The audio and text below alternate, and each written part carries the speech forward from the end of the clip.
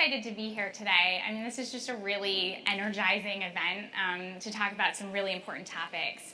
I have to admit that usually when I go to events like this, I don't put a lot of stock in the conference name, and in a lot of cases I probably don't even remember it. But the idea of bold versus old really caught my attention because it speaks to the state of the student loan policy agenda today.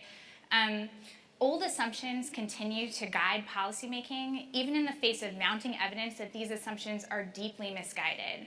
So the primary barrier to bold, progressive solutions in this space isn't so much partisan divide, it's actually getting policymakers and experts to see that student loan policies that they believed would help improve Americans' lives and grow our economy have actually hurt a generation of Americans, deepened the race and wealth-based inequality in our country, and weakened our economy. America's student debt program is built on a fundamental assumption that student debt is a benign way of helping Americans get ahead. So the idea there is that investments in one's education pay off in the end. Borrowers will be rewarded for their education with higher earnings. This notion has allowed policy leaders to shift much of the cost of education onto individuals through loans, and it's also allowed them to ignore a number of alarming signs that the student loan program is failing. So let's look at a couple of those signs. First up, I'm testing out my slides here today.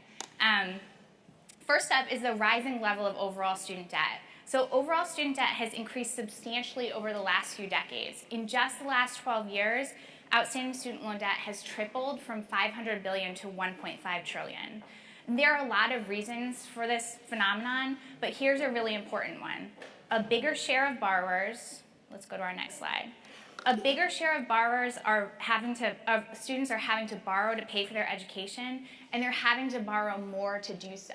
So it's not just that more students are coming into the system, it's that existing students in the system are having to take on more debt in order to pay for education. Another symptom of the brewing problems in the student debt program are high balances for low-income borrowers. Skip that one, go to this slide. So a lot of the media coverage of student debt focuses on high balance borrowers, and researchers are really quick to reassure us that high balance borrowers actually have fairly high incomes, and so we shouldn't really worry about it. So those researchers would ask us to look at kind of the right-hand side of this slide, the high-income, high-debt borrower.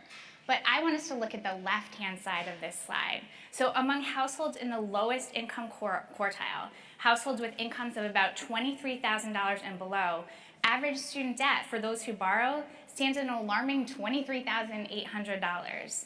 These high debt-to-income ratios put borrowers in a precarious situation that often ends in delinquency and default. And in fact, about 11% of student loan borrowers are more than 90 days delinquent on their debt. Further, it takes borrowers a lot longer to pay off their loans than many people actually ever imagined it would. So the standard repayment plan for a student loan is 10 years, and for a long time we assumed 10 years was how long it took to repay a student loan. But new data suggests that only about half of borrowers pay off their loans for undergraduate education within 20 years. On average, 2 decades after starting college, these borrowers still owe half of what they originally borrowed. Another indicator that student debt is deeply problematic is the racialized impact of borrowing. So there are no underwriting criteria on student loans, and so the racialized effects has largely been kind of uninterrogated in higher education policy world. But of course, discriminatory access to loans isn't the only way in which student debt implicates race. Discrimination in access to quality higher education, the servicing of student debt, and in the labor market itself all contribute to the outcomes that we observe, as do baseline gaps in family wealth. Let's skip to here. So as you can see here, there are huge disparities in repayment progress based on race. White borrowers are more likely to be current on their payments and to pay off their debt, and Black and Latino borrowers are much more likely to be behind. According to a recent study, almost half of Black borrowers default on a student loan within 12 years of leaving school, which is more than twice the rate of white students. A final symptom of the deep flaws in the student loan debt system actually directly contradicts the rationale behind our country's reliance on student loans. Younger adults have not achieved earnings increases that would justify the debt that they hold. If debt-financed education pays off, then we would expect that as educational attainment rises, we'd see a corresponding rise in earnings. Over the past 2 decades, let's see if I can pull up a slide that shows, oops. Sorry guys, I'm going backwards rather than forwards. Here we go. Over the past 2 decades, the share of the population with a post-secondary degree has increased and student debt has exploded. But the distribution of earnings for individuals aged 25 to 40 has more or less stayed the same. And you see that on these slides by the way the lines basically overlap for each racial category. So here's another way. Let's see if I can do it right this time. There we go. So here's another way of looking at that same phenomenon. Across race and ethnicity categories here, we can see that by and large, the share of people with just a high school diploma is going down, and then the share of people with post-secondary credentials is going up. But at the same time, say for 2 outliers here, the red dots show us that median earnings are decreasing. So a lot of people look at this and say, and assume that what I'm trying to say is that college is not worth it, but it's actually a little bit more depressing than that. I'm just the bearer of bad news today. So what this really illustrates is just how necessary college has become. Median earnings fell across the board, but they fell more for those with no college or with some college but no degree. In other words, it's becoming less and less viable to not go to college. So student loans are not really a ticket to a better life, but they're a toll that young Americans have to pay just to tread water. So I just mixed a ton of metaphors in there, but you get the point that I'm trying to make. So one emerging explanation for the lackluster returns to education that we see here actually has very little to do with higher education policy and a lot more to do with some of the topics that we're going to be discussing at this conference today: worker power and corporate concentration. Increasing employer concentration and the decline of institutions like unions mean that employers can require higher levels of education without providing compensation for those increased skills. So seen in this light, the student loan program in many ways is a subsidy to employers who are then shifting the cost of training onto individuals. I'm going to skip that. Despite all of this, policymaking still proceeds largely on the assumption that for the most part, student loans are benign and they're achieving positive results by and large. This notion allows experts to overlook the symptoms that I've described or else view them as problems to be fixed with kind of minor tweaks within the student loan policy system with a focus on shoring up the value of college and keeping borrowers out of default.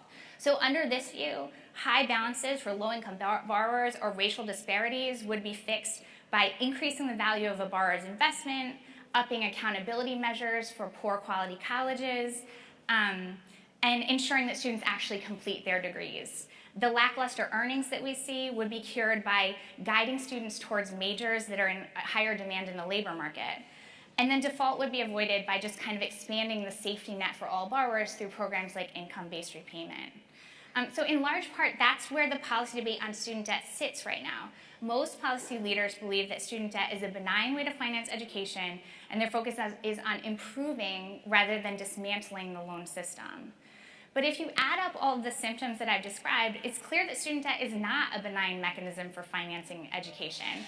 Rather, it's actually confounding many of the government's goals for funding higher education in the first place. Instead of providing opportunity, it's limiting individuals' ability to build a better life. Instead of improving equal access, it's deepening racial inequalities. Instead of supporting a growing economy, it's holding us back. From this perspective, we can see that student debt is essentially a failed social experiment. It's a gambit that was devised by policymakers that went terribly wrong, and it's dragging a generation of Americans down. So here's my proposal for the bold way. Again, right on theme with the conference. The bold way of thinking about student debt. Instead of expecting individuals to find their way out of a mess that the government created, we should cancel outstanding debt and lift the burden on existing borrowers.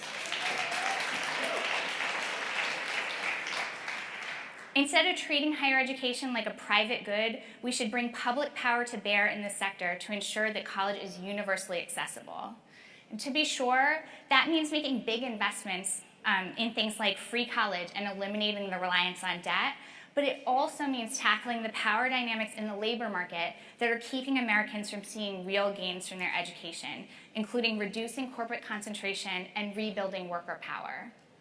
On a final note, I think it's worth pointing out that while policy experts haven't really confronted the full extent that student debt is damaging our economy and the lives of individuals, we don't have to do much to convince the public here. They know this implicitly.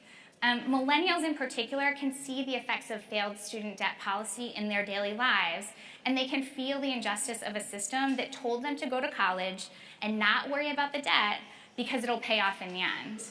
They're ready for big solutions, and the only question here is when our country's leaders will catch up.